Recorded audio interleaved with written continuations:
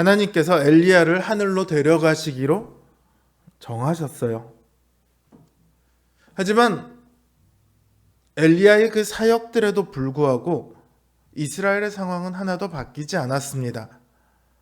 비록 그 요람 왕이 아합이 만든 바알의 신상을 없애버리기는 했습니다. 하지만 여전히 그 바알 종교를 들여온 원흉인 이세벨의 영향 아래 있어요. 바알 종교를 척결하지도 않습니다. 뿐만 아니라 여로보암 때로부터 계속된 우상 숭배도 이어갑니다.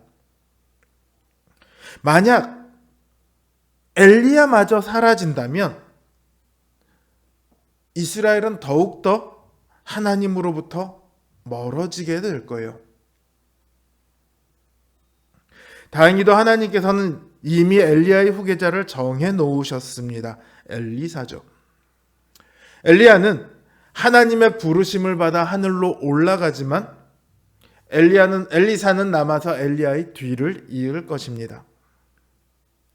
엘리야는 자기를 대신해서 이 땅에 남아야 하는 엘리사에게 자신이 무엇을 해줄까를 묻습니다.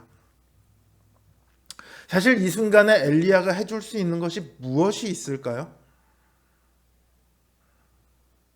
그의 손에는 가지고 있는 겉옷, 그거 말고는 가진 게 없어요.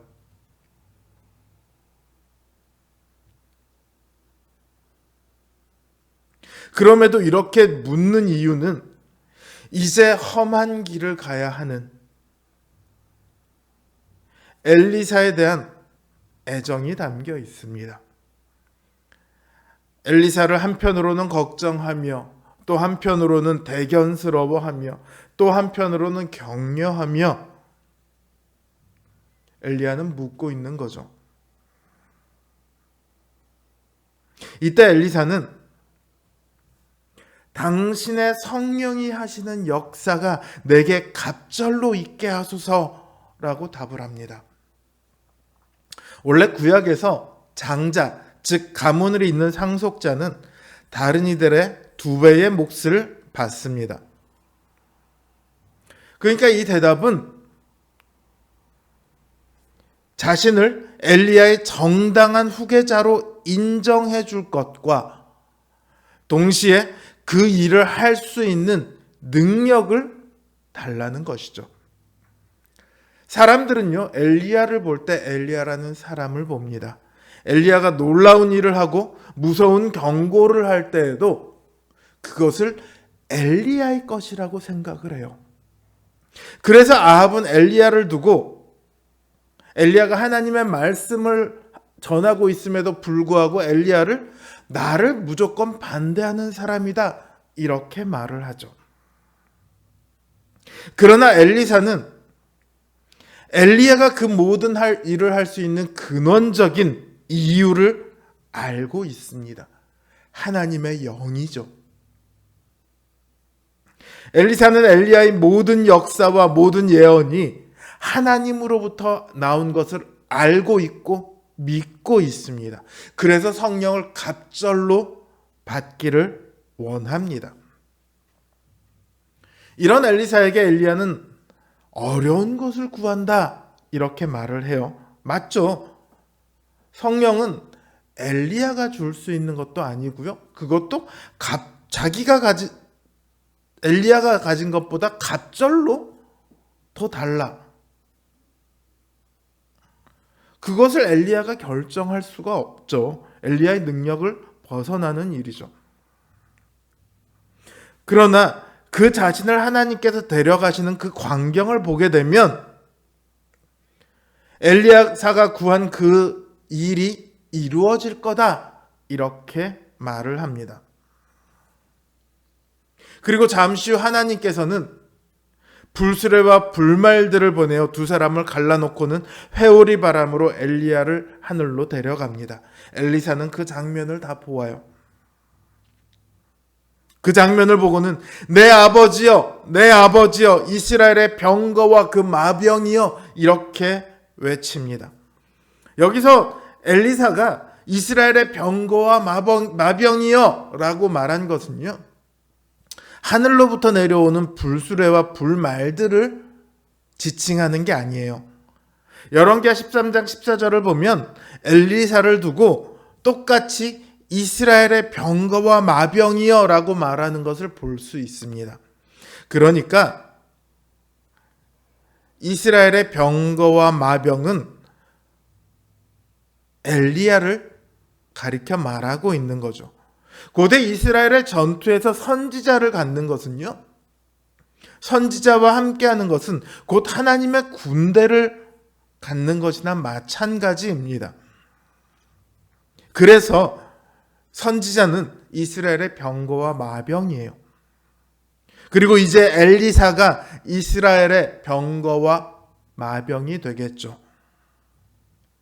엘리사는 엘리야의 겉옷을 주워 가지고 돌아와 그 옷으로 요단강을 칩니다. 물이 갈라지고 엘리사가 요단을 건넙니다.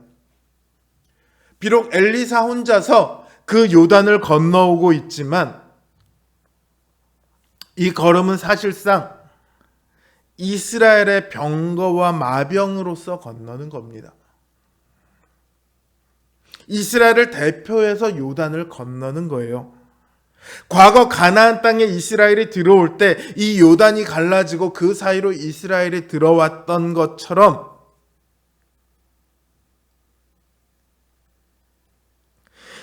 이제 엘리사가 이 요단을 가르고 건너오는 것으로 이스라엘의 새로운 역사가 시작되는 거죠.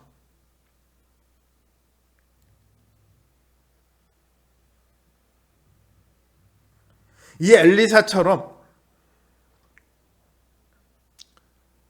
우리 주님께서 우리를 대신해서 새로운 역사를 시작하셨습니다.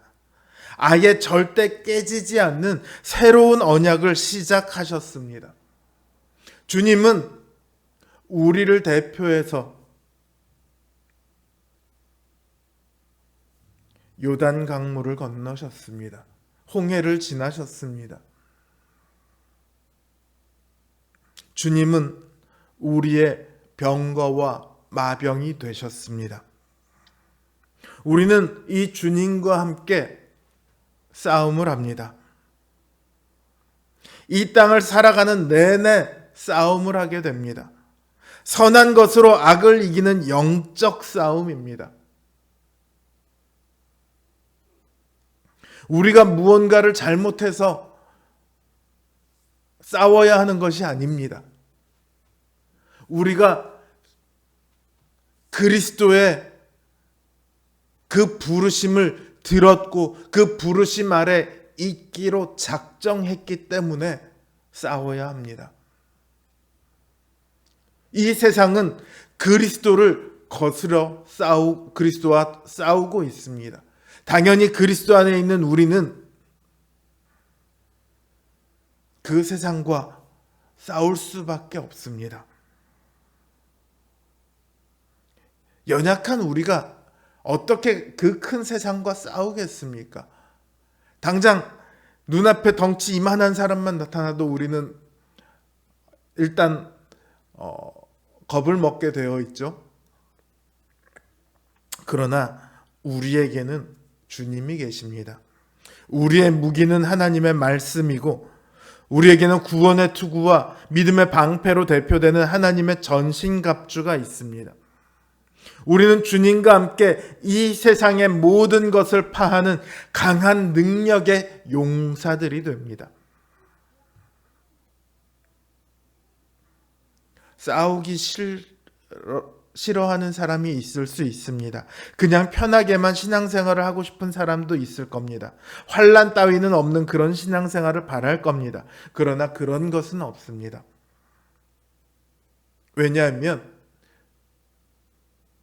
우리는 주님의 상속자들이기 때문입니다. 주님을 대적하는 이 땅의 모든 권세들과 싸울 수밖에 없습니다. 싸움을 회피하려 하면 결국 질 수밖에 없어요. 싸움을 회피하면 싸움을 안 할 수는 있어요. 대신 그리스도라는 인이라는 이름을 버려야 하죠. 둘 중에 하나의 편에 서야 합니다. 그리스도의 편에 서던가 세상의 편에 서던가. 둘 다는 없어요.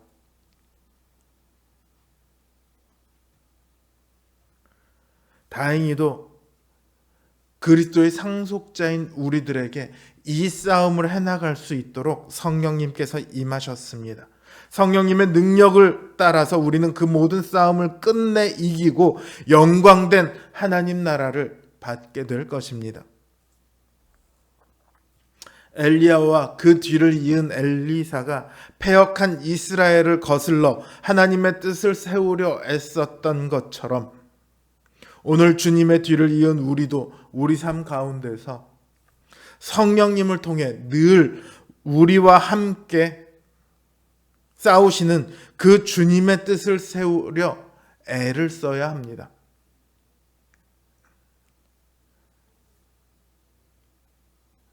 우리 성도님들의 삶 가운데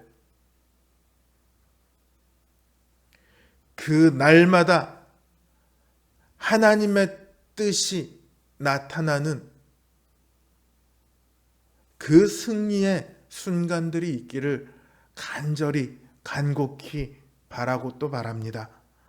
주님의 상속자로 우리의 병거요 마병이신 주님의 강한 권능에 힘입어 승리하시는 우리 성도님들 되시길 주님의 이름으로 기원합니다.